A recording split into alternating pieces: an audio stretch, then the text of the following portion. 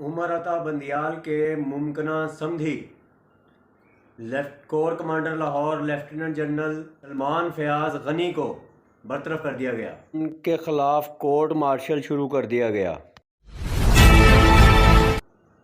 पाकिस्तानी अदलिया का अनोखा फैसला कि जो केसेस अभी कायम भी नहीं हुए उन पर भी 17 मई तक जमानतें मंजूर। चीफ जस्टिस ने जो अपने रिमार्क्स में कहा था कि मुझे भी घर जलाने की धमकी आई है, वो मुसर्रत चीमा ने दी।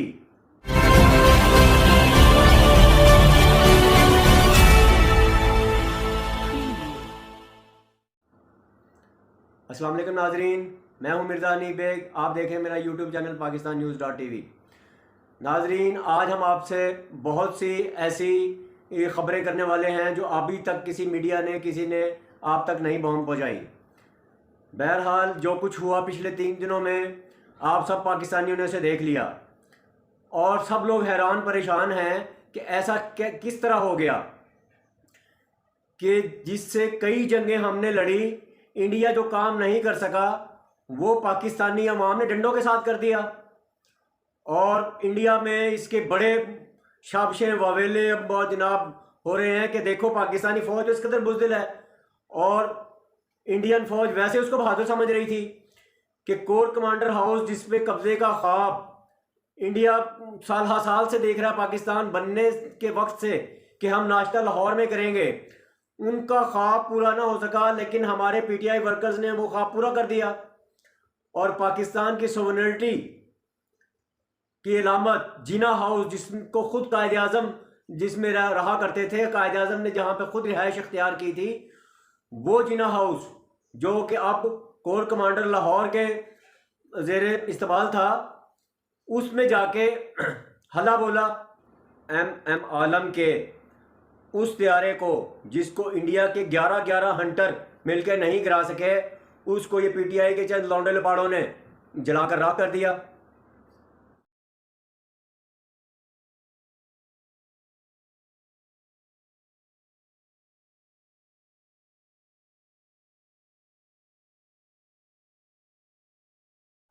और हल्ला ऐसे नहीं बोला गया, बल्कि कोर कमांडर साहब ने अपनी बीवी की मोहब्बत में, जो कि पिंकी पीरनी की मुरीदनी है, कोर कमांडर लाहौर की बीवी, उसके कहने पे, जो कि बरमला शादी के फंक्शंस में बरमला कह चुकी है कि बाजवा ने इन चोरों को हमारे ऊपर मुसल्लत कर दिया।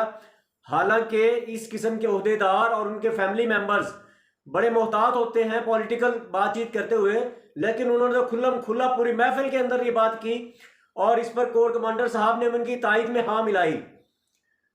तो उन कोर कमांडर साहब को इमरान खान की मोहब्बत में अपनी बीवी की वजह से अपनी नौकरी से हाथ धोना पड़ा। इमरान खान के इस हमायती जनरल का कोर्ट मार्शल के अहकाम जारी हो गए। तो जनाब चीफ जस्टिस साहब, जो आप कह रहे हैं कि आपको भी धमकी आई कि आपके घर को भी जला दिया जाएगा, तो वो धमकी मुसर्रत चीमा ने दी थी, जिसकी ऑडियो जो है बल्कि आप तक तो पहुंचा दी गई है। वो ऑडियो पब्लिक भी जो उसको एक आध रोज में सुन लेगी। और अच्छी बात, जो ये इस कदर जमानतों की बारिश हुई है इमरान खान साहब के ऊपर, तो इमरान खान साहब आपके लिए एक छोटी सी सजेशन है कि आप छतरी इस्तेमाल कर लें। यह ना हो कोई जोरदार बारिश में कोई ओला ही गिर जाए आपके जमानतों के उसमें, तो छतरी इस्तेमाल किया करें जमानतें लेते वक्त। और जी जो इस्लामाबाद हाई कोर्ट के 2 रुकनी बेंच ने जो फैसला दिया है, वो उनकी असलियत क्या है, जिनमें एक है जनाब जस्टिस गुल मियां औरंगजेब साहब, ये परवेज खटक के दामाद हैं, और दूसरी उनके साथ ही मैडम जस्टिस समर रिफत साहबा। ये आप लोगों को शायद पता ना हो, लेकिन मैं आपकी इंफॉर्मेशन के लिए बता दूं कि ये जज से पहले पीटीआई की लायर विंग की सदर थी,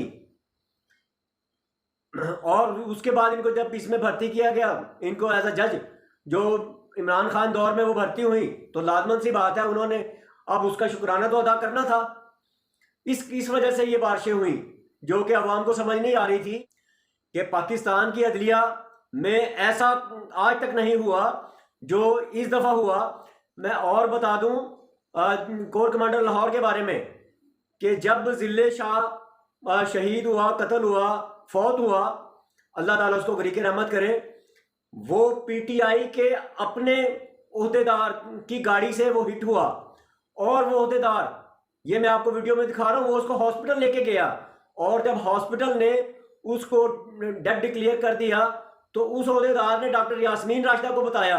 डॉक्टर यास्मीन राशिदा ने इमरान खान को बताया तो इमरान खान ने फौरन कहा कि इस मामले को बिल्कुल खामोश कर दो, अब उस पर हमने सियासत करनी है।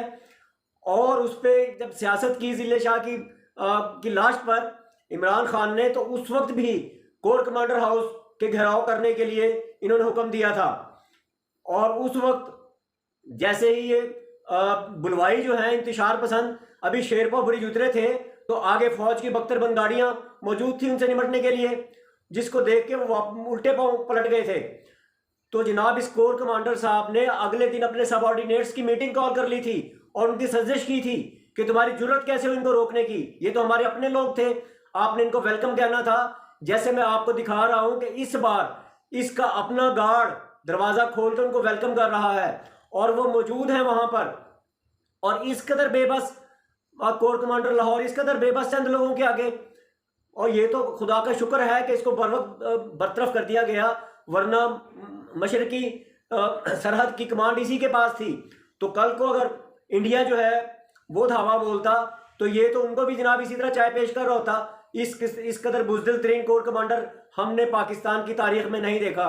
और आसिम मुनीर साहब आपका बहुत शुक्रिया कि ऐसे बुज़दिल और सियासी शख्स को आर्मी से पाक किया। और जो ये आजकल के मेरे एक उसके ऊपर पिछले व्लॉग के ऊपर जो है एक 20-22 साल लड़के ने कमेंट किया कि जनाब ये पिछले 75 साल का लावा है जो अब पक कर फटा है।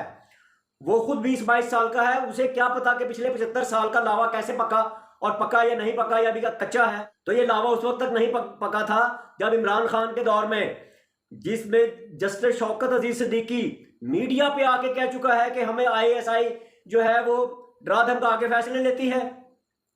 तो ये एंटी एस्टैब्लिशमेंट नहीं बल्कि ये चाहते हैं कि वो एस्टैब्लिशमेंट हो जो इनको फोकियत दे, बस इनकी हाँ में हाँ मिलाए, मैं खुदा हूं, मुझे कोई कुछ ना कहे, हैं मुझे कुछ कह दिया, मैं इमरान खान हूं।